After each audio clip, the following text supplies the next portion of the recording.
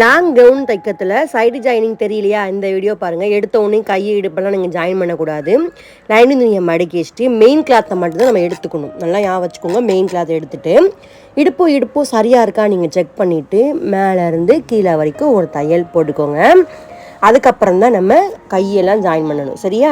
இப்போது கை, ஆம்கோல், இடுப்பை நம்ம மார்க் பண்ணி வச்சுக்கணும். கையிலேருந்து அழகாக நம்ம தையல் போட்டு கொண்டு வந்துட்டு கரெக்டாக நீங்கள் இடுப்புக்கிட்ட நிப்பாட்டிக்கணுங்க. அதுக்கு மேலே போகக்கூடாது. இடுப்புக்கிட்ட நிப்பாட்டிட்டு நம்ம தச்ச மெயின் கிளாத்தை உள்ளே தள்ளிடுங்க.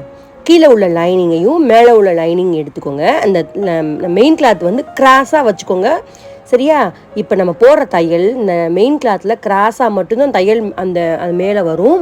அதுக்கப்புறம் இங்கே அழகாக வளைச்சி கொண்டு வரத்துல நீங்கள் எடுத்து உள்ளே திருப்பி பார்த்தீங்கன்னா நம்ம லைனிங் கிளாத்தை மட்டும்தான் நம்ம தையல் போடுறோம். அதெல்லாம் ஞாபகம் வச்சுக்கோங்க.